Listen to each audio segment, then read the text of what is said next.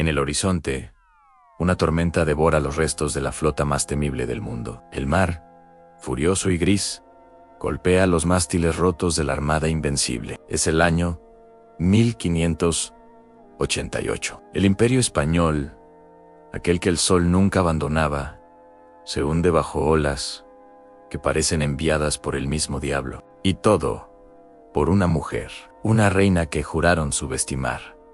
Isabel I, pero ¿cómo es posible? Como una niña que estuvo a un paso de ser ejecutada, una princesa declarada ilegítima y bastarda, terminó derrotando al imperio más poderoso del planeta. Para entenderlo, debemos viajar atrás en el tiempo, a un palacio donde la sangre, la traición y los destinos rotos eran el pan de cada día. Amanece sobre el palacio de Greenwich, un 7 de septiembre de 1533. La luz dorada baña los tejados, pero dentro, el aire es tenso, casi irrespirable. La corte, el rey, Inglaterra entera, esperaba un heredero, un príncipe, que asegurara el linaje. Pero en su lugar, nació una niña, frágil, pero con unos ojos intensos que parecían desafiar al mundo. Su nombre en Isabel Tudor, desde su primer aliento,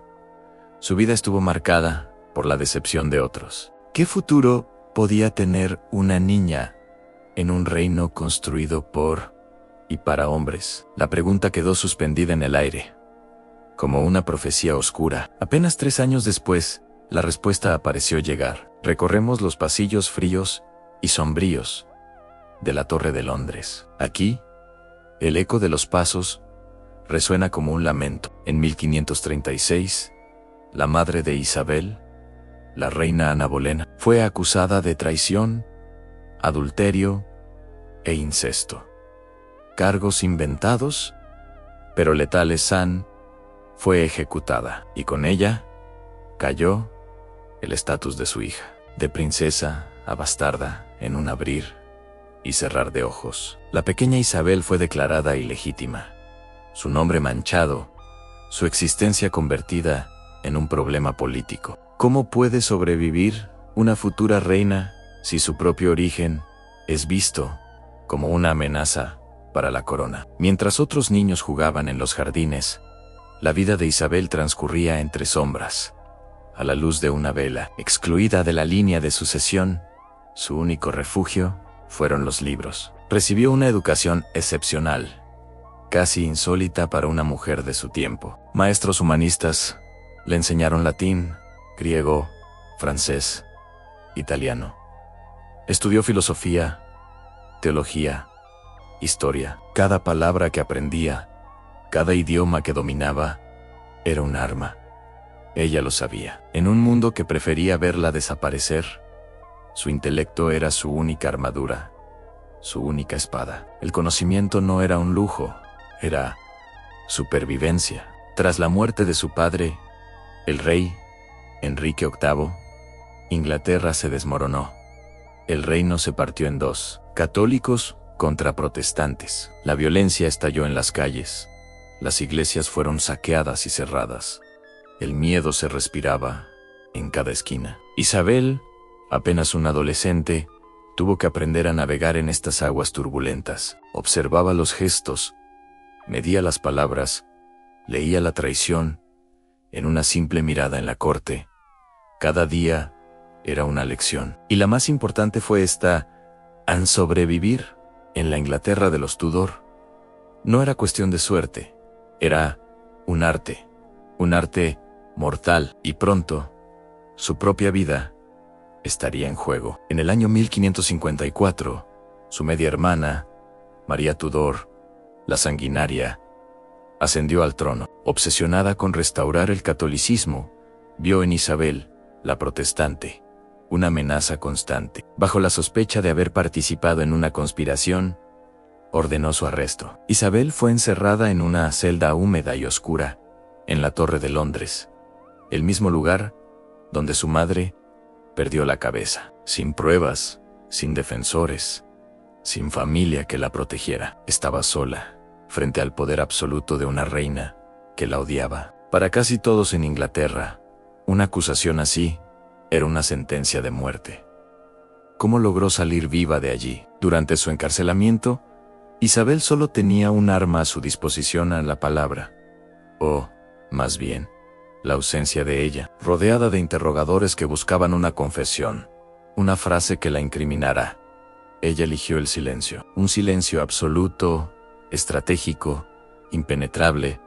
No acusó a nadie, no negó nada, no confirmó nada. Su silencio se convirtió en un escudo. La corte, desesperada por una declaración que justificara su ejecución, no obtuvo nada. Sin confesión, sin testimonio, el caso se desmoronó. Este acto de increíble autocontrol y astucia la salvó. Forzaron su liberación, pero la lección quedó grabada a fuego a veces.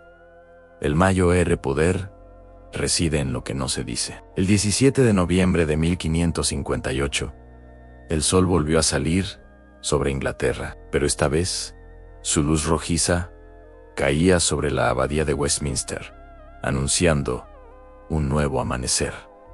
La reina María había muerto. Dejaba atrás un país en ruinas, quebrado económicamente, dividido por la religión, endeudado hasta la médula y rodeado de enemigos poderosos como Francia y España. Era un reino que nadie quería liderar, un barco a la deriva en mitad de la tormenta. Y sobre esos cimientos podridos, una joven de 25 años ascendió al trono. Isabel I, la bastarda, la superviviente, la última esperanza de la casa Tudor. Ahora, la pregunta era otra, la más importante de todas: ¿cómo podría transformar esta isla moribunda en una potencia mundial? Los mapas de su reino estaban rotos, los cofres del tesoro vacíos, la flota inglesa diezmada por años de abandono y mala gestión.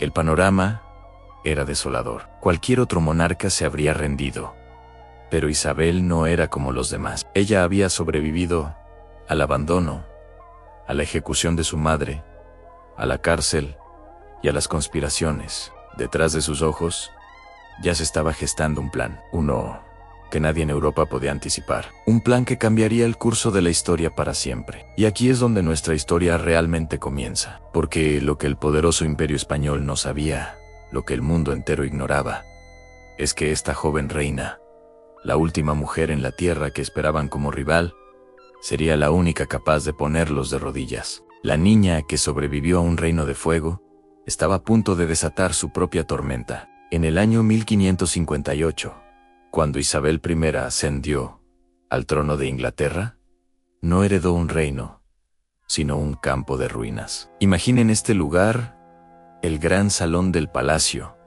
pero vacío. La luz que se filtra a través de los vitrales está manchada por el tiempo y el polvo, iluminando un trono que parece más una carga que un privilegio. Inglaterra estaba hundida en la pobreza extrema, dividida por conflictos religiosos tan profundos que amenazaban con desgarrar el país. Afuera, los enemigos acechaban, y adentro, en su propia corte, la desconfianza era el aire que se respiraba. Para una joven reina de 25 años, este trono no era un asiento de poder, era una silla eléctrica, un lugar donde cualquier decisión equivocada podría desatar una guerra civil. Y así comienza nuestra historia, con una pregunta que resonaba en cada rincón del palacio: ¿cómo iba a gobernar una reina sola, sin esposo, sin herederos, y rodeada de facciones que solo esperaban su primer error para devorarla? Esta es la historia de cómo Isabel, y contra todo pronóstico,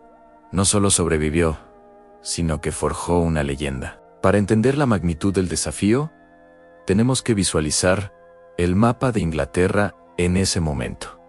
No era una nación unida, era una tierra partida en dos. De un lado los católicos, aferrados a la tradición y a la autoridad papal. Del otro, los protestantes, impulsados por un fervor reformista que no aceptaba concesiones. Ambas mitades estaban convencidas de tener la verdad absoluta y veían a la otra como una herejía que debía ser erradicada. Isabel, con una inteligencia política asombrosa para su edad, sabía que si elegía un bando, el otro no dudaría en intentar destronarla. Su única opción para sobrevivir era buscar un equilibrio que parecía imposible. Desde el primer día de su reinado, comenzó a tejer una red política tan fina y delicada como la seda, pero con la fuerza necesaria para sostener un reino al borde del estallido. Cada gesto, cada palabra, cada silencio, era parte de un plan maestro para evitar que Inglaterra se consumiera en el fuego del fanatismo religioso. Su supervivencia y la de su reino dependía de caminar sobre esa delgada línea. Isabel no tardó en actuar. En el año 1559, apenas unos meses después de su coronación, presentó al Parlamento 2 leyes que cambiarían el curso de la historia inglesa: el Acta de Supremacía y el Acta de Uniformidad. Estas no eran leyes agresivas ni imposiciones absolutistas. Eran una obra de ingeniería política. El Acta de Supremacía la declaraba gobernadora supremau de la Iglesia de Inglaterra, un título astutamente elegido para no ofender a los católicos que reservaban el de cabeza suprema para el Papa, ni a los protestantes que lo reservaban para Dios. El Acta de Uniformidad establecía un libro de oración común, lo suficientemente ambiguo como para que tanto protestantes moderados como católicos pudieran encontrar consuelo en él. Ana Isabel no estaba buscando una victoria ideológica, buscaba la paz. Estaba construyendo una cuerda floja, una vía intermedia cuidadosamente diseñada para que Inglaterra no volviera a incendiarse. Su objetivo no era forzar las conciencias, sino unir a su pueblo bajo una corona, incluso si sus corazones rezaban de manera diferente. Pero esta solución moderada no satisfizo a todos. En las sombras de la corte y en los castillos de la nobleza, la conspiración era una constante. Imaginen una sala secreta, iluminada apenas por el parpadeo de una antorcha, donde las siluetas se proyectan en los fríos muros de piedra. No vemos rostros, solo sombras que susurran. Los nobles católicos más devotos veían la reforma de Isabel como una traición intolerable. Para ellos, una reina que se apartaba de Roma era una hereje, y su lealtad estaba en duda. Por otro lado, los protestantes más radicales, los puritanos, sentían que la reina no iba lo suficientemente lejos. Exigían una purga completa de cualquier vestigio católico, más dureza, más represión. Aunque enemigos acérrimos, ambos bandos coincidían en una cosa: una mujer no podía, no debía gobernar sola. Creían que su género la hacía débil, indecisa y vulnerable. Isabel era plenamente consciente de estas conspiraciones. Sabía que cada uno de sus consejeros podía ser un amigo o un espía, y por eso, desde su trono, observaba cada movimiento, cada alianza, cada murmullo, jugando su propio juego desde las sombras. Mientras las tensiones religiosas hervían a fuego lento, toda Europa esperaba una cosa: que Isabel se casara. El matrimonio de una reina reinante era el evento geopolítico más importante de la época. Sobre la mesa se acumulaban los retratos de los pretendientes más poderosos del continente: príncipes franceses, archiduques del Sacro Imperio Romano Germánico, incluso su excuñado, el rey Felipe II de España. Cada retrato representaba una alianza, una religión, un futuro distinto para Inglaterra. Si se casaba con un católico, como Felipe,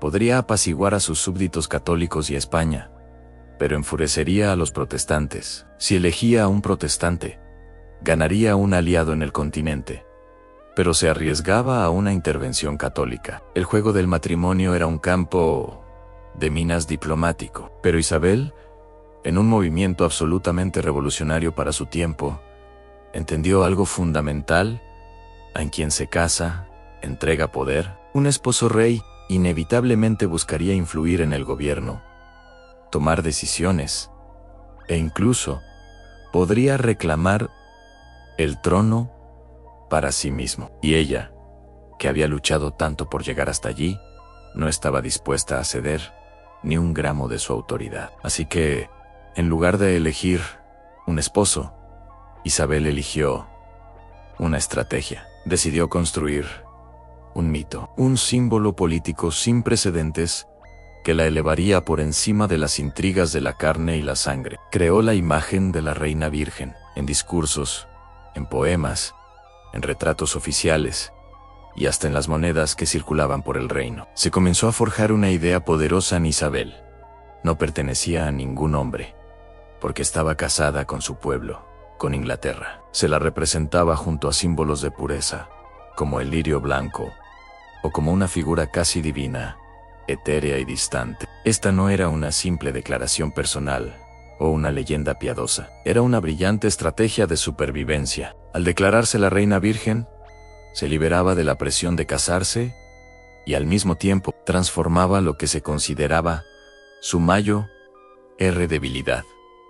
Ser una mujer soltera en el poder, en su mayor fortaleza, se convirtió en una figura mística, un icono que inspiraba una lealtad que trascendía la política. Pertenecía a Inglaterra, y solo a Inglaterra. Sin embargo, sus decisiones no pasaron desapercibidas en el escenario internacional. Al otro lado del canal, en el vasto imperio español, el rey Felipe II observaba a Inglaterra con una mezcla de frustración y creciente preocupación. Él había sido rey consorte de Inglaterra durante su matrimonio con la hermana de Isabel, María, y esperaba mantener su influencia. Pero Isabel estaba desmantelando sistemáticamente todo lo que él había defendido. Rompía los pactos católicos, impulsaba una agenda protestante, se negaba a casarse con él y, para colmo, hacía la vista gorda ante los piratas ingleses, como Francis Drake, que saqueaban sus galeones cargados de oro del Nuevo Mundo para el monarca más poderoso del planeta. Cada una de estas acciones era una provocación directa, un desafío a su autoridad y a la fe católica. La tensión entre España e Inglaterra crecía día a día. El primer gran choque aún no había llegado, pero en las Cortes de Madrid y Londres, todos podían sentir que la tormenta se estaba formando en el horizonte. Y mientras la amenaza externa crecía, un peligro aún mayor se gestaba mucho más cerca. Una pluma se detiene sobre un pergamino y con tinta negra escribe un nombre que se convertiría en la obsesión de Isabel durante décadas: Anne Mary Stuart. María Estuardo, reina de Escocia, era prima de Isabel, era católica, y para millones de católicos en Inglaterra y Europa, era la legítima heredera del trono inglés. Su linaje era, para muchos, más puro que el de Isabel, cuya madre, Ana Bolena, había sido ejecutada,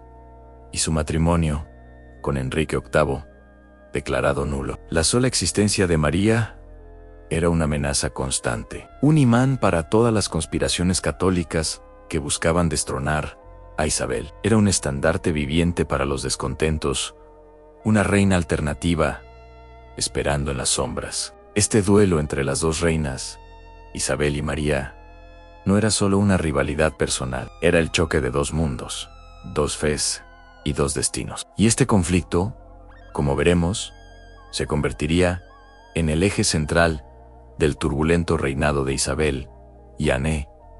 A pesar de todas estas amenazas, las internas y las externas, lo que Isabel logró en sus primeros años de reinado fue poco menos que un milagro. Encontró un país en bancarrota, dividido y al borde de la guerra civil, y en pocos años comenzó a darle la vuelta a la situación. Con una gestión fiscal prudente, estabilizó la moneda y reconstruyó la economía. Los mercados, que habían estado paralizados por la incertidumbre, comenzaron a reabrir. Los barcos, antes anclados por miedo a la guerra, volvían a repararse en los puertos. En el campo, la gente regresaba a trabajar la tierra con una renovada sensación de seguridad. Isabel había logrado lo impensable.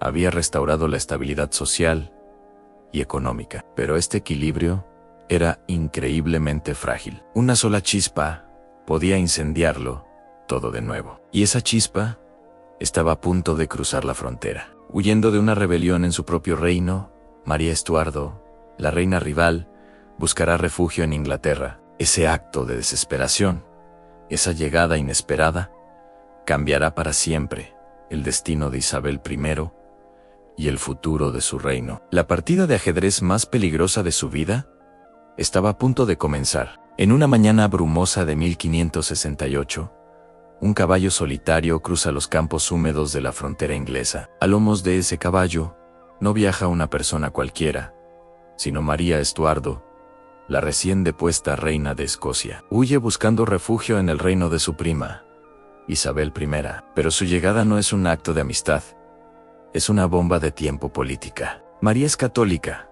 joven, hermosa y para muchos, la legítima heredera del trono inglés. Su presencia desata una pregunta que definirá una era. ¿Cómo manejará Isabel a una rival tan peligrosa dentro de su propio reino? Apenas pisa suelo inglés, el nombre de María Estuardo se convierte en un grito de guerra. En los salones de la nobleza católica, su llegada enciende la mecha de la rebelión. Los nobles, descontentos con la reina protestante, ven en María la oportunidad de restaurar la antigua fe y reemplazar a Isabel. Su nombre, escrito en cartas secretas y susurrado en pasillos oscuros, es suficiente para encender la pólvora de la conspiración. Cada trazo de su firma en un documento es una amenaza directa a la corona. El reino, que había encontrado una frágil paz, comenzaba a dividirse de nuevo. Isabel se enfrenta a un dilema imposible. Si recibe a María como invitada de honor, le estaría dando una plataforma para conspirar. Si la expulsa, podría buscar apoyo en Francia o España y regresar con un ejército. Así que toma una decisión ambigua, una obra maestra de la diplomacia y la crueldad. No la recibe como invitada, pero tampoco la expulsa. En su lugar, ordena que María sea mantenida bajo custodia honorable en un castillo aislado. Es una prisión dorada, una jaula disfrazada de cortesía. Allí, lejos de sus partidarios, María sería vigilada, controlada y neutralizada, pero ni los muros más altos podían contener la influencia de su nombre. Inglaterra se transforma en un tablero de espionaje. La llegada de María ha activado una red invisible de conspiradores, células católicas, mensajeros secretos y agentes de potencias extranjeras comienzan a tejer planes para liberarla y colocarla en el trono. Hilos rojos conectan cartas, nombres y lugares en mapas clandestinos. Isabel entiende rápidamente que esta batalla no se librará en un campo de guerra con ejércitos, sino en las sombras. Sería una guerra de ingenio, de cifrados y de lealtades ocultas. Su reinado dependía de ganar esta partida de ajedrez mental. Y la primera jugada no se hace esperar. En el invierno de 1569, los condes católicos del norte de Inglaterra se alzan en armas. La rebelión del norte estalla con un objetivo claro: a marchar hacia el sur, liberar a María Estuardo y coronarla reina de Inglaterra. Miles de hombres se unen a su causa, llevando estandartes con símbolos católicos. Pero la respuesta de Isabel es tan fría como el invierno mismo. Envía a sus ejércitos y aplasta la rebelión sin piedad. Ordena la ejecución de cientos de conspiradores, colgando sus cuerpos en las plazas de los pueblos, como una advertencia brutal. El mensaje es claro: quien desafíe su corona pagará con sangre. Pero los enemigos no solo están dentro. Al otro lado del Canal de la Mancha, Francia observa con atención. Para la monarquía francesa, María Estuardo, quien fue reina consorte de Francia, es una pieza clave. Su ascenso al trono inglés significaría un aliado católico controlando a su rival histórico. Cartas selladas con el emblema francés cruzan el canal, prometiendo apoyo y recursos a los conspiradores. La tensión diplomática crece. Ahora, Isabel no solo lucha contra sus propios súbditos, sino también contra las ambiciones de una de las mayores potencias de Europa. Todos los caminos, todas las amenazas, conducen a un solo nombre: a María. En la soledad de su estudio, rodeada de documentos y mapas, Isabel enfrenta su mayor paradoja. No puede ejecutar a María, una reina ungida y su propia prima, sin ser vista como una tirana sanguinaria por toda Europa. Eso podría provocar una invasión extranjera, pero tampoco puede liberarla, porque hacerlo sería firmar su propia sentencia de muerte política. Cada día que María respira aire inglés, su autoridad se debilita. El fantasma de su prima la persigue. Un enemigo invisible, pero devastador, que consume su energía y la confianza de su pueblo. Y entonces, la amenaza invisible toma forma. En 1571, una conspiración de escala internacional es descubierta. Liderada por Roberto Ridolfi, un banquero florentino, el plan es audaz y letal. El plan Ridolfi buscaba asesinar a Isabel, casar a María con un noble inglés y lanzar una invasión española para asegurar el trono. Dinero del Papa, ejércitos de España y agentes secretos en toda Europa están involucrados. Es, hasta ese momento, la amenaza más grande y mejor organizada que Isabel ha enfrentado. El destino de Inglaterra pende de un hilo, pero Isabel tiene un arma secreta que Europa ha subestimado gravemente: su red de espionaje, la más sofisticada de la época, dirigida por el implacable Sir Francis Walsingham. Sus espías están en todas partes. Los mensajes cifrados de los conspiradores son interceptados y descifrados. Las rutas de los mensajeros son descubiertas. Los planes de invasión son revelados. La conspiración Ridolfi es desmantelada pieza por pieza antes de que pueda siquiera comenzar. Los conspiradores son arrestados y ejecutados. Isabel ha ganado una batalla crucial en la Guerra de las Sombras. Pero la guerra está lejos de terminar. A pesar de las rebeliones aplastadas y las conspiraciones desmanteladas, María Estuardo sigue viva.